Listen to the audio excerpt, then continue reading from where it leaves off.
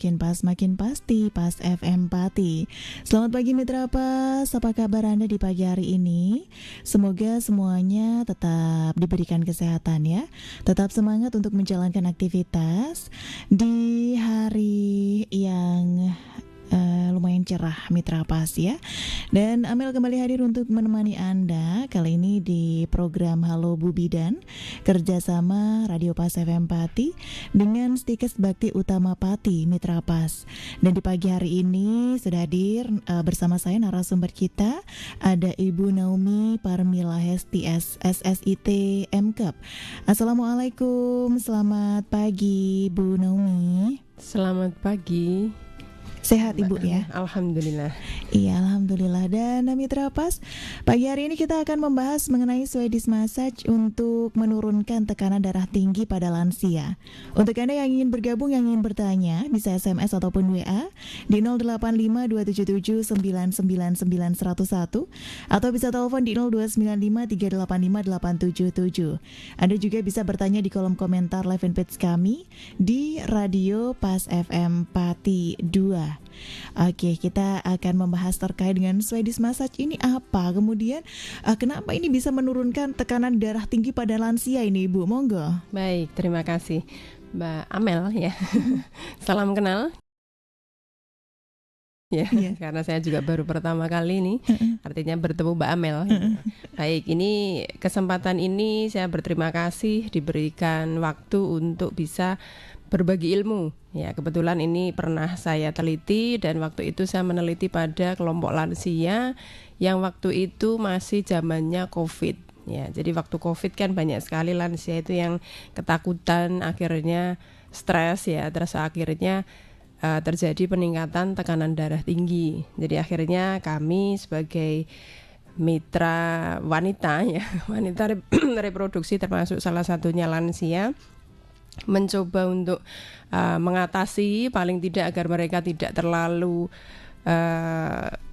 parah dalam hal tekanan darah, bahkan sampai menyebabkan kematian dan lain sebagainya. Maka kita coba untuk melakukan hal yang sederhana yang sebenarnya bisa dilakukan oleh keluarga di rumah, karena ini tidak perlu pelatihan khusus ataupun seseorang yang mempunyai biasanya kan talenta ya, bisa urut, bisa pijet itu kan seperti talenta. Jadi makanya ini kita pilihkan sesuatu yang bisa dikerjakan oleh keluarga, karena lansia biasanya hidup bersama keluarga, anak dan lain sebagainya, anak cucu, sehingga mudah sekali untuk dilakukan.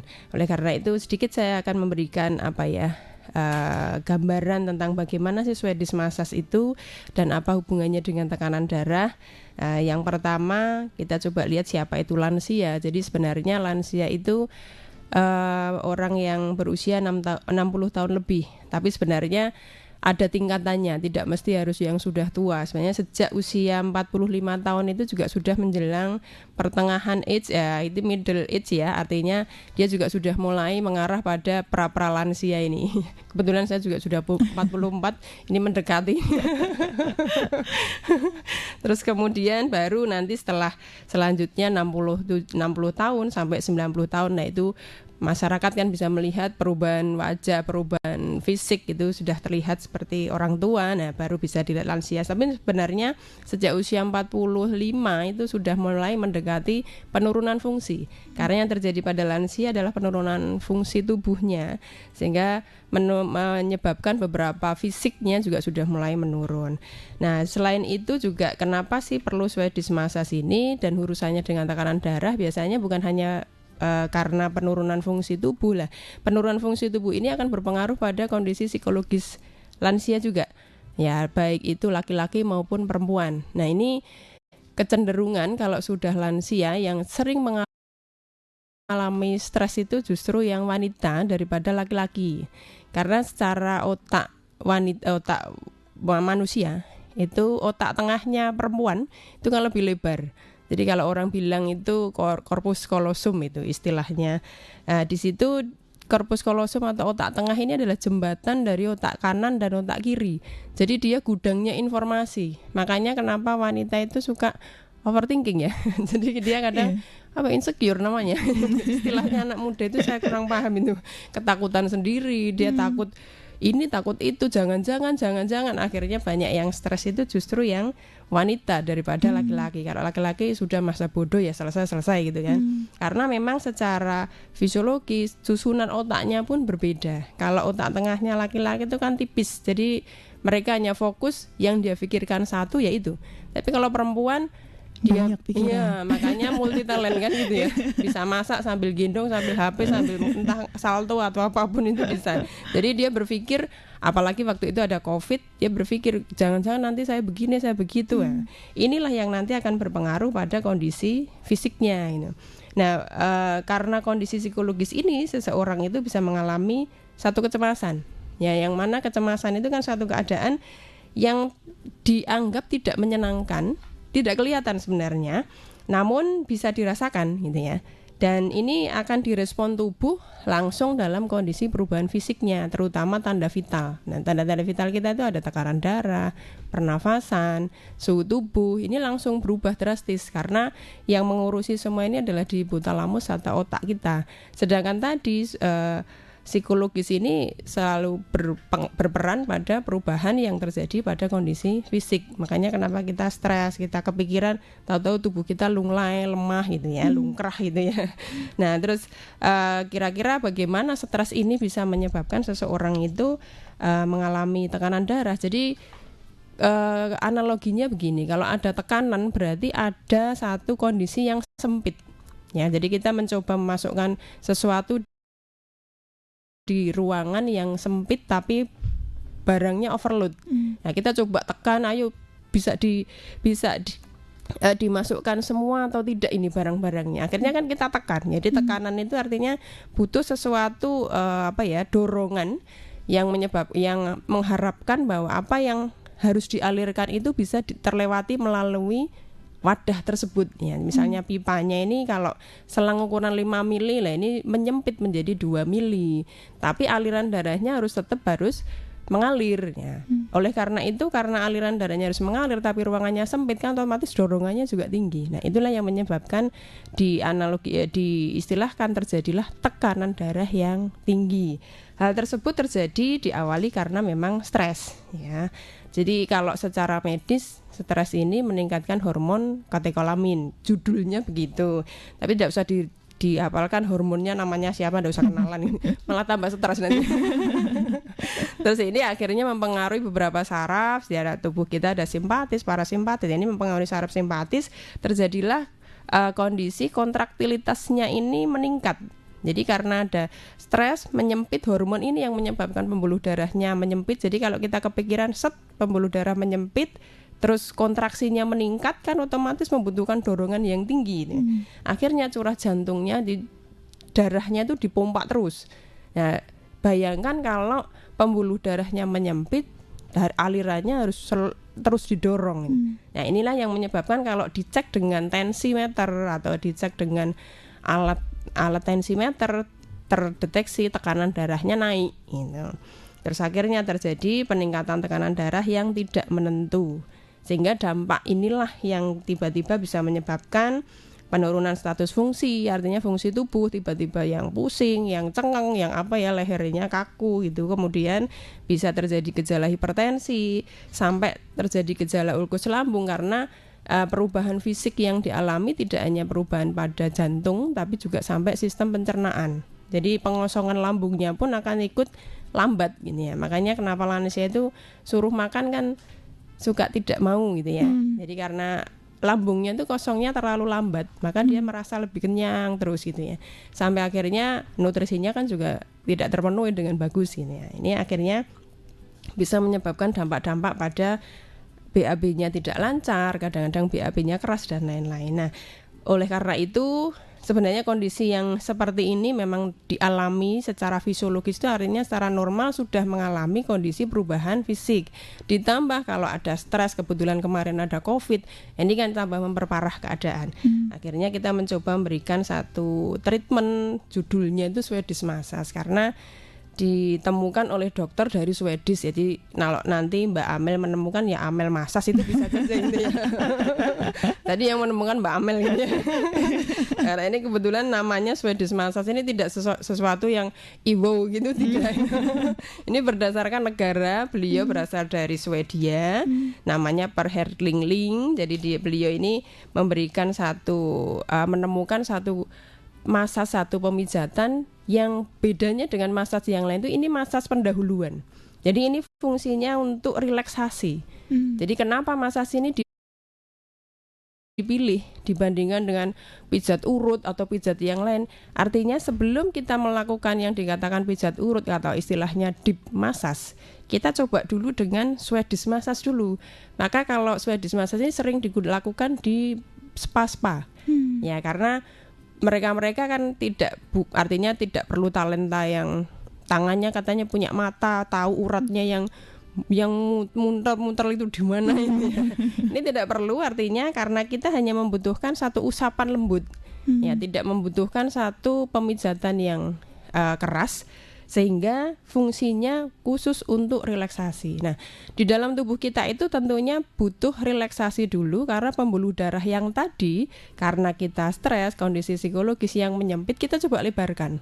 Ya, melebarkannya itu kalau tadi yang menyempitkan judulnya hormonnya tersebut, ya katekolamin atau apapun itu, kita coba datangkan hormon yang lain, hormon bahagia. Orang bilang ada endorfin, ada dopamin, yaitu ada serotonin. Ini kita coba untuk yang ini dikalahkan dengan hormon bahagianya. Nah, itu kita bisa merangsang keluarnya hormon bahagia ini lewat apa? Usapan lembut tadi yang bisa dilakukan dengan teknik Swedish massage. Memang tekniknya ini pertama mulai dari kita usapan ringan dulu dengan telapak tangan, kemudian kita pijit lembut loh ya, artinya tidak langsung kita pijit terlalu keras, tidak. Kemudian kita usap dengan berputar di seluruh permukaan kulit, terus sampai akhirnya kita tepuk-tepuk ini untuk mengalirkan aliran darah.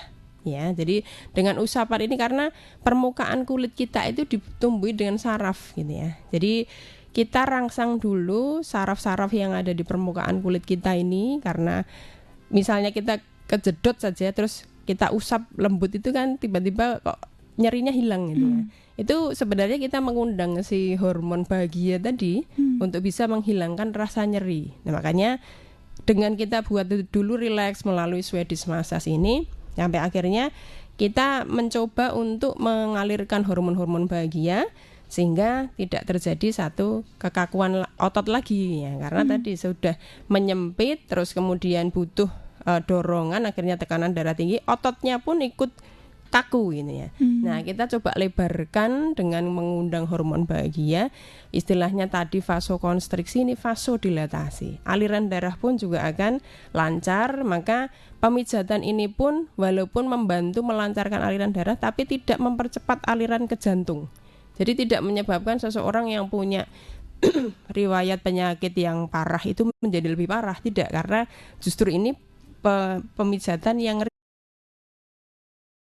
rileks untuk orang-orang yang memang membutuhkan kondisi rileks dulu. Nah, baru nanti kalau misalnya mau dilanjutkan deep massage atau Thai massage atau apapun judulnya kan banyak sekali, bisa dilanjutkan. Jadi istilahnya kalau senam itu pemanasan dulu ya. Ya, makanya kenapa ini kita kemarin coba untuk teliti, karena lansia sekali lagi kan hidup biasanya bersama keluarga, jadi keluarga pun bisa melakukan, tidak perlu ke ahli. Manakala lansia ini tiba-tiba murung terus kemudian menyendiri. Nah, ini kita coba ketahui sebabnya, dan ternyata cukup dilakukan usapan dengan Swedish massage ini, maka mudah untuk mereka bisa relaksasi lagi. Makanya selain stimulasi saraf juga membantu di dalam tubuh kita kan ada kelenjar limfatik atau kelenjar getah bening. Nah, disitulah yang menyebabkan banyak-banyaknya sampah-sampah, lemak-lemak yang tidak, misalnya kita duduk manis tanpa aktivitas, itu kan akhirnya lemak terakumulasi. Nah, akhirnya tidak ada aliran darah yang menyebabkan sampah itu terdorong untuk keluar dari dalam tubuh. Maka dengan melakukan Swedish massage ini tadi ada tepuk-tepuk itu kan, maksudnya setelah diusap kemudian diurut, ya boleh sesuai dengan tekanan, tapi bukan yang urut bagian yang massage deep banget itu, bukan seperti urut pijat urat saraf itu bukan. Terus kemudian kita terakhir yang biasanya tepuk-tepuk gitu. Itu fungsinya untuk mengalirkan aliran darah tadi, atau istilahnya di dalam tubuh yang tadi tidak dilakukan aktivitas, biasanya tertumpuk ASI yang disebut dengan asam laktat gitu ya. Jadi dari situ dengan kita tepuk-tepuk, asam laktatnya akan mengalir, kemudian ikut aliran darah, maka yang pegel-pegel ini bisa hilang. Sampai akhirnya bisa membantu juga yang dikatakan detoksifikasi. Nah, menarik sekali Mitra Pas ya. Pembahasan kita di pagi hari ini terkait dengan Swedish Massage. Nah, untuk Anda yang ingin bertanya, yang ingin bergabung juga kami tunggu. Anda bisa SMS ataupun WA di 085277999101. Teleponnya di 0295385877, atau Anda bisa bertanya di kolom komentar live fanpage kami di Radio Pas FM Pati 2. Kita jeda dulu Mitra Pas, tetap ngepas di 101 FM Radio Pas Pati, saluran informasi warga Pati. 101 FM Radio Pas Pati, saluran informasi warga Pati, masih di Halo Bu Bidan Mitra Pas, kerjasama Radio Pas FM Pati dengan Stikes Bakti Utama Pati. Dan pagi hari ini kita masih membahas mengenai Swedish Massage untuk menurunkan tekanan darah tinggi pada lansia. Tadi sudah dijelaskan oleh Bu Naomi panjang lebar terkait dengan lansia ini ya, dengan Swedish Massage yang ternyata ini bisa dilakukan di rumah ini ya. Tapi ini tidak bisa dilakukan sendiri ya Bu ya, atau bisa ini dilakukan sendiri atau harus ada dengan keluarga yang mendampingi Bu? Oke. Untuk melaksanakannya memang orang lain ya, karena pemijatannya dari ujung kaki gitu ya sampai ke punggung. Jadi kalau bagian punggung ini kan ada tulang belakang. Nah, tulang belakang itulah yang akan mengalirkan isinya aliran darah yang masuk ke otak. Makanya kenapa yang diusap itu punggung, ya, bukan bagian depan gitu ya. Makanya kalau dilakukan sendiri tetap tidak bisa, karena bagian belakang mulai dari pembuluh darah kaki bagian belakang itu kan juga ada di belakang lutut. Itu ada ada klep yang nanti bisa mengalirkan darah juga ke jantung. Ya, jadi makanya memang harus dilakukan orang lain, dan posisinya tengkurap dipijat mulai dari kaki sampai ke punggung mengarah ke aliran jantung. Jadi karena ada yang bilang ini alirannya kalau mijat itu ke bawah atau ke atas gitu ya. Kalau relaksasi kita coba mengarah ke atas biar alirannya menuju ke jantung, aliran darahnya. Selain itu ada teknik tertentu atau tidak Bu? Tidak, jadi tekniknya mulai memang kita coba tekan kita usap saja, artinya usap tangan kita dikasih minyak, kemudian kita usap lembut ke seluruh bagian tubuh yang mau dipijat. Kemudian setelah itu kita coba kita lakukan kayak nguleni roti itu ya, diremas tapi bukan kita bagian yang saraf-saraf yang ini, diremas-remas lembut, baru kemudian kita pakai telapak tangan lagi diusap melingkar ya. Terus baru kemudian nanti di bagian ngurut seperti ngurut aja ya, ngurut bagian intinya itu adalah mengurut tadi. Jadi ngurut dari misalnya dari bagian betis itu ke atas pelan-pelan, ini artinya tidak terlalu ditekan ya, kita juga tidak terlalu halus ya, kita tidak hanya mengusap tapi sedikit diberikan tekanan, tapi bukan deep. Kalau deep itu kan memang terlalu dalam ya. Ke atas baru kemudian yang terakhir ditepuk-tepuk. Selesai tepuk-tepuk itu aliran yang tadi kita sudah urut itu biar masuk ke aliran pembuluh darah, masuklah ke jantung. Sekitar berapa menit ini Bu untuk ini prosesnya? Biasanya 10-15 menit selesai gitu ya. Cukup. Terus, ya. Jadi kalau penelitian yang ada itu ada yang mengatakan 10-15 menit selama 3 hari berturut-turut itu bisa menurunkan tekanan darah sistol diastol itu yang atas sama bawahnya itu turun. Tapi kalau misalnya mau ya 30 menit itu lebih rileks lagi ini. Artinya kalau misalnya kita tidak perlu menunggu tekanan darah tinggi, kita misalnya sudah pegel, capek gitu, bisa saja dilakukan sambil bergantian suami istri, anak dan lain-lain bisa melakukan ini. Ya, artinya tidak perlu menunggu tekanan darahnya tinggi baru kita lakukan penurunan ini, karena kita tidak paham juga apakah tekanan darah tinggi ini bisa langsung kita turunkan, apakah ada juga riwayat penyakit lain. Tapi paling tidak saat kita merasakan tubuh kita itu sudah capek gitu, kita bisa menerapkan teknik ini untuk keluarga kita ini. Berarti tidak hanya untuk lansia saja ini ya, Bu ya? Betul. Dan kebetulan kenapa kemarin memilih lansia? Karena lansia sudah ada perubahan fisik yang menurunkan fungsi, maka kita coba pas yang cepat ya, melakukan percepatan untuk menurunkan tekanan darah seiring dengan adanya kondisi COVID. Jadi kita menurunkan tingkat angka kematian biar tidak terlalu cepat lah mereka ke arah ke sana gitu. Jadi rileks saja. Oke, menarik sekali Mitra Pas. Nah, ini sudah ada yang gabung lagi, tapi ini di luar tema, Ibu. Dari Pak Darwinto, umur berapa ini Bu wanita harus tidak hamil lagi? Dan kalau misalkan hamil kan ini butuh asupan yang sehat-sehat seperti susu, mungkin makanannya juga dan lain sebagainya. Nah, bagaimana kalau sudah umur biar ini tidak hamil lagi? Oke, ini kalau Bu Bidan katanya multi talenta. Baik, walaupun tidak lansia artinya ini sebuah dismasas bisa loh Pak. Buat persiapan kalau misalnya tadi pertama persiapan untuk kehamilan ini bisa nih karena tubuh dirilekskan dulu. Artinya relaksasi. Jadi makanya tadi jangan menunggu sesuatu perubahan dalam tubuh kita bisa melakukan relaksasi karena stresor atau pemicu stres itu kan bisa setiap saat ada di sekitar kita. Baik itu fisik, biologis, lingkungan itu kan ada. Maka misalnya lingkungan pekerjaan tidak kita sadari ternyata tubuh kita merasa tidak nyaman, pikiran kita tidak nyaman, tapi saya kok rasanya tiba-tiba galau dan sebagainya. Ini jangan menunggu tubuh kita kaku-kaku dulu ini ya. Cukup rilekskan misalnya dengan coba saya dikasih minyak badan saya dengan keluarga dan lain-lain itu kan juga membantu merelaksasi. Dari pertanyaan yang ada itu umur berapa? Hamil yang tidak boleh hamil. Iya. Nah, kita tidak boleh hamil. Saya bicara teori dulu ya Pak. Jadi kalau baiknya teori itu kalau di teori lebih dari 35 itu sudah tidak boleh hamil. Artinya katanya beresiko katanya loh Pak. Tapi mohon maaf saya ini bidan termasuk provokator juga. Karena kebetulan anak saya yang ketiga saya hamil umur 38 tahun. Nah, berarti kan di luar teori ya. Artinya apa? Hamil itu jangan melihat boleh dan tidak boleh. Hamil itu sesuatu yang membahagiakan, maka iringi dengan kebahagiaan. Jadi kembali lagi ke sugesti positif. Jadi kita tidak perlu misalnya ingin merencanakan kehamilan, waduh kamu sudah tua, jangan-jangan. Nah, itulah yang akan menyebabkan kehamilan beresiko. Ya. Namun tidak menutup kemungkinan memang setelah 35 tahun, kenapa teori itu mengatakan tidak boleh hamil? Semakin tua itu sudah terjadi penurunan fungsi. Maka kan otomatis tadi semakin tua perubahan kardiovaskuler itu juga mengalami perubahan, sedangkan tubuh kita itu butuh asupan oksigen yang berasal dari aliran darah.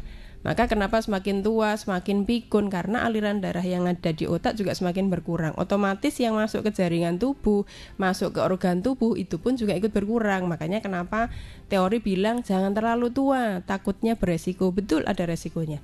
Namun seiring dengan resiko itu jika diiringi dengan sugesti positif, insya Allah resiko hilang. Jadi kalau saya karena sudah mengalami ya, jadi artinya teman-teman saya kalau saya bertanya umur saya sudah 40 tahun bahaya nggak ya? Kalau sugestimu sudah bahaya, saya yakin akan bahaya.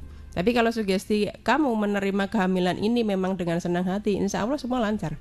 Ini kalau misalnya saya kasih tahu bocorannya, ini pernah ada dokter SPOG, istrinya ini pasang spiral IUD gitu ya, umurnya sudah 50 tahun. Ya dia pikir sudah menopause ya 50 tahun ya, akhirnya dilepas tuh. 1 bulan berikutnya, 2 bulan berikutnya hamil. Malunya luar biasa kan. Saya itu istri Bob. Beliau dokter, suaminya SPOG, dokter kandungan pula itu. Tapi anaknya alhamdulillah fan-fanan aja. Ya walaupun seperti cucunya gitu. Anaknya cantik, sempurna, bagus, tidak ada masalah. Artinya awalnya malu, tapi bidan-bidan yang ada di sekitarnya diterima aja dok. Kenapa harus malu? Memang sudah diberi anugerah kita juga tidak tahu.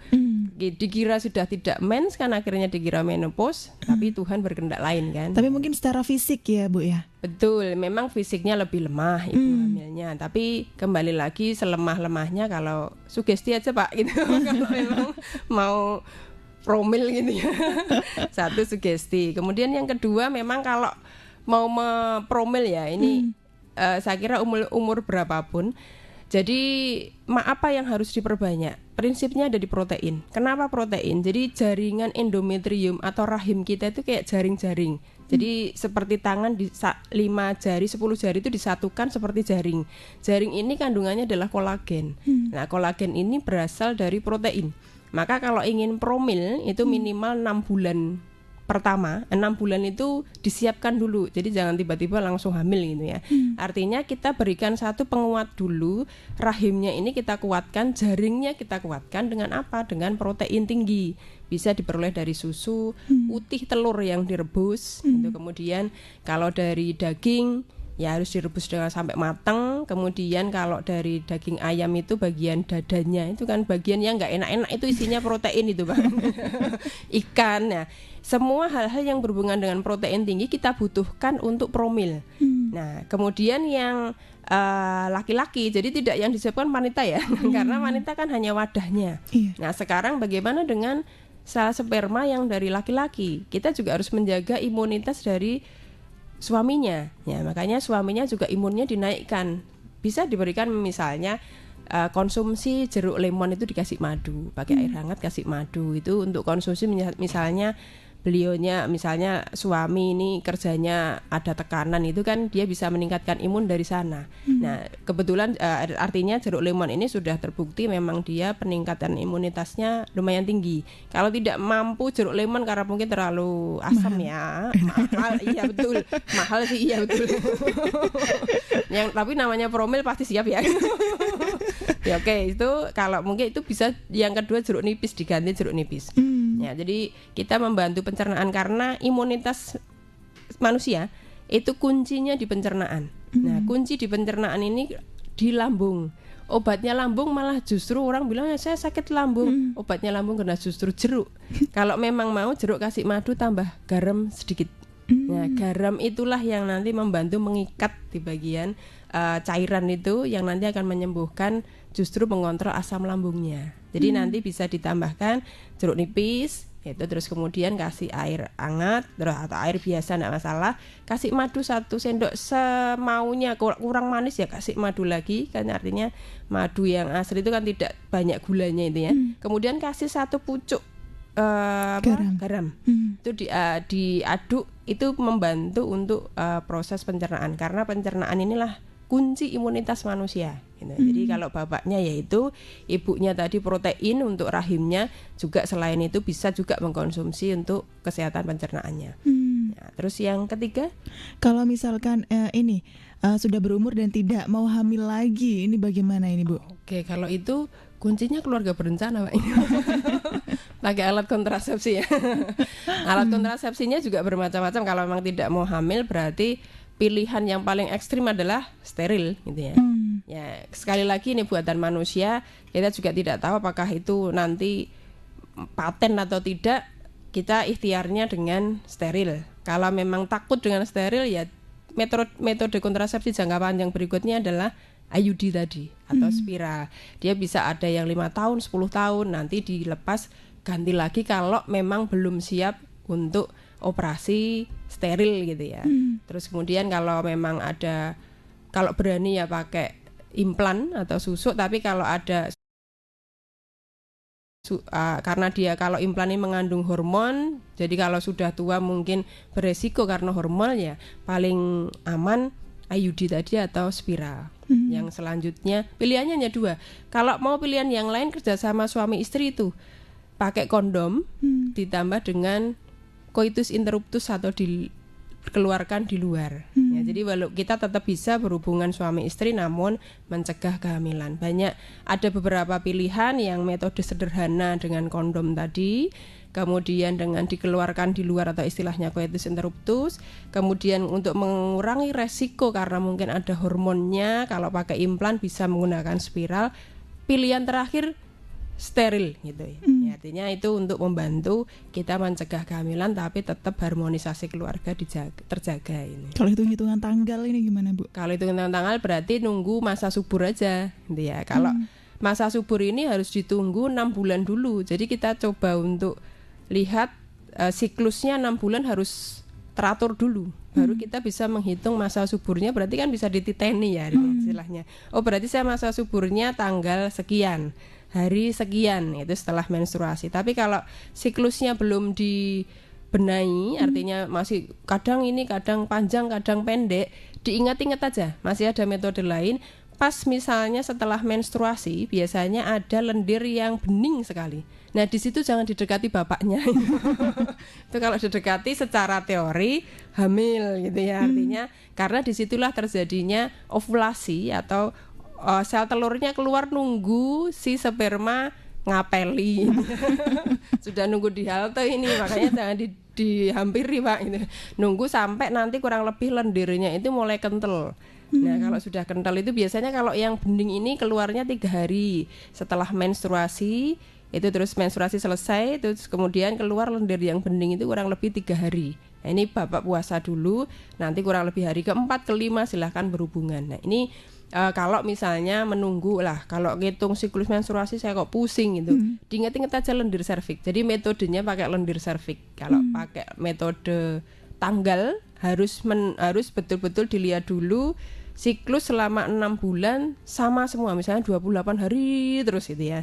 Jadi ya ini baru bisa dititeni, bisa dilihat kapan masa suburnya. Disitulah terjadi perpisahan dulu ya, dalam tanda kutip, tidak boleh disentuh ya, disentuh boleh ya.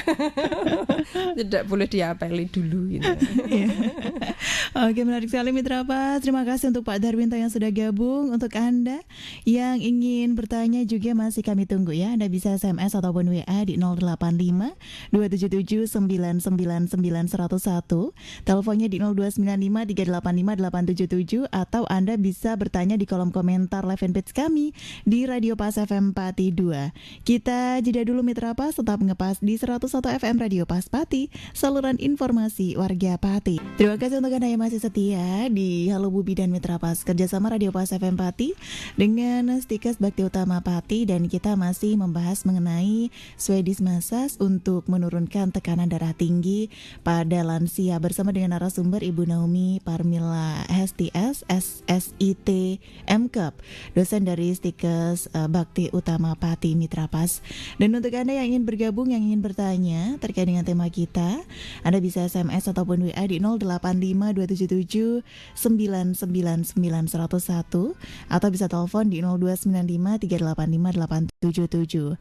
Anda juga bisa bertanya di kolom komentar live fanpage kami Radio Pas FM Pati 2 ya. Menarik sekali perbincangan kita di pagi hari ini. Tadi sudah dijelaskan terkait dengan Swedish Massage. Nah ini untuk mungkin untuk keluarga di rumah ya, tidak hanya untuk lansia sebenarnya ini ya Bu ya, tetapi ini bisa untuk semuanya, karena kalau kita bahas tekanan darah tinggi sekarang ini tidak hanya pada orang-orang yang sudah berumur, tetapi dengan orang-orang muda, anak-anak muda pun sekarang sudah banyak ini yang terkena tekanan darah tinggi karena memang gaya hidup mereka yang semakin berantakan kalau kita bilang ya. Makan makanannya juga tidak terkontrol ya, dan begadang, banyak junk food, kemudian kopian dan lain sebagainya. Nah ini dengan Swedish Massage yang caranya juga gampang sekali. Ternyata tinggal ditekan-tekan saja, dipijit-pijit secara ringan seperti itu ya Bu ya. Betul. Nah ini bisa dipraktekkan mungkin di rumah untuk keluarga, semua keluarga. Nah ini mungkin bisa dilanjutkan lagi Bu. Boleh, baik. Jadi ini pengalaman saja, artinya Swedish Massage ini juga saya terapkan pada suami gitu ya. Kebetulan suami kan sering keluar kota. Jadi kalau datang itu biasanya ya capek gitu. Saya bukan ahli pijat ini. Saya juga tidak punya talenta pijat, tapi yang saya cermati beliaunya suka kalau dikasih minyak zaitun, saya dikasih minyak, intinya gitu. Maksudnya minyak ini awalnya saya cuma basahi minyak, jadi kulitnya kan lembut, halus gitu. Lama-lama terus saya coba tekan sedikit, enak gitu. Terus coba saya usap-usap lagi, saya tekan ya di beberapa bagian tertentu yang mungkin dikeluhkan capek itu sedikit saya tekan pakai ibu jari, enggak masalah. Artinya di mana dia merasakan capek itu bisa ditekan di sana. Terus kemudian kita bisa lakukan pemijatan, bisa melingkar, bisa ngurut, itu juga bisa. Tapi tidak perlu harus di mana sih, saya enggak bisa loh, apakah nanti kalau terjadi kesleo bagaimana. Makanya ini berbeda dengan pijat urat saraf. Ini kita bisa lakukan dan tidak menimbulkan rasa kalau orang dipijat ya habis pijat kan jarum gitu ya, biasanya kaku terus nyeri itu. Ini enggak ada rasa apapun. Nah, oleh karena itu setelah dilakukan pemijatan kemudian diusap kembali karena nyeri yang mungkin tadi sempat dipijat dengan ibu jari ya, misalnya di bagian tertentu yang dirasakan pegel itu kita usap lagi. Itu tujuannya untuk merangsang hormon bahagia lagi, karena dengan adanya endorfin yang keluar itu bisa mengurangi nyeri setelah tadi mungkin sempat yang menekan terlalu keras gitu ya, karena tidak tahu tekanan masing-masing orang kan berbeda. Tapi tidak usah khawatir ini terus nanti terjadi kesleo salah urat, bukan. Terus kemudian di bagian tertentu misalnya bagian kaki itu kan ada betis itu. Kalau sudah dipijat terus kemudian ditekuk betisnya, biar apa, asam laktatnya yang tadi pada ngumpul di kaki, biasanya capek kan kaki ya, di situ nanti bisa pecah ikut aliran darah. Nah, akhirnya bisa terbuang melalui aliran darah, tidak terjadi penggumpalan lagi, istilahnya begitu. Tadi kan ada yang bertanya terkait dengan ibu hamil. Nah, apakah ibu hamil ini bisa juga untuk dimasas ini, Bu? Boleh, enggak masalah. Karena saya kebetulan hobinya pijat gitu. Dari hamil sampai melahirkan itu saya pijat. Jadi ya pijatnya kan tidak tengkurap ya. Kalau misalnya tengkurap itu karena ini yang dipijat punggung, bisa sambil miring atau duduk, itu enggak masalah. Bagian kaki sambil miring itu kan bisa. Ya, kalau misalnya ada bagian yang kasur dilubangi bagian perut ya monggo. Sekarang ada kasur ibu ada hamil. ya. Karena ibu hamil juga butuh pijat ya. Jadi relaksasinya bisa seperti itu. Bagian kaki dengan posisi miring, tidak ada masalah, terutama bagian betis belakang, karena di situ ada yang disebut dengan otot gastrocnemius. Kemudian ada otot yang bisa membantu mengalirkan nafsu makan. Ya, makanya anak-anak pun kenapa kalau dipijat bagian betis, kemudian kalau kita habis pijat itu kok ada nafsu makan yang bertambah, karena di bagian betis terutama di situ ada otot yang bisa membantu meningkatkan nafsu makan. Ya, cukup diurut-urut saja. Anak ini pegang aja betisnya, anak bayi, anak umur berapa bulan mulai dia aktif gitu ya, biasanya kan capek gitu ya, itu bisa. Ibu hamil pun bisa. Makanya ibu hamil karena tidak tahu bebannya, apalagi ibu rumah tangga, jangan dikira ibu rumah tangga terus ibu pengangguran ya. Bebannya banyak itu. Nah, dia pasti capek, diurut aja sama suaminya. Relaksasi ini menyebabkan ibu hamil bahagia ini. Endorfinnya bisa berlebihan, itu akan menyebabkan kebahagiaan yang bagus untuk pertumbuhan dan perkembangan janin gitu. Nah, untuk tekanan darah ini kan nanti ada yang berasumsi bahwa nanti kalau misalkan tekanan darahnya tinggi, kemudian Swedish Massage ini semuanya akan kembali lancar. Nah, tanpa dibarengi dengan pola makan kembali nih, Bu. Nah, ini bagaimana nih, Bu? Oke, sebenarnya penelitian saya kan tidak hanya Swedish Massage. Ini saya gabung dengan toga. Jadi kayak kencur, jahe gitu kan. Itu bisa dikonsumsi juga karena dia mempunyai kandungan yang bisa menyebabkan pelebaran pembuluh darah. Jadi dibantu. Jadi istilahnya kalau kunci ketemu gembok itu, jadi kalau misalnya kunci ini ada gembok, terus kemudian ada kuncinya cuma satu gitu kan, kadang-kadang gemboknya belum mau terbuka. Maka bagaimana biar kunci sama gembok ini bertemu? Maka kita cari beberapa alternatif tindakan yang bisa menemukan gembok ini bisa dibuka oleh kuncinya.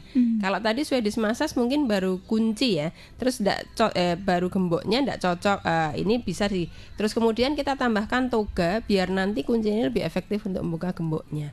Jadi ini sebenarnya bisa digabung dengan tanaman obat keluarga yang sekali lagi di rumah ada gitu ya, tidak perlu kemana-mana. Apalagi natural terapi sekarang itu kan sudah banyak di sosialisasikan gitu ya. Artinya menghindari farmakologi.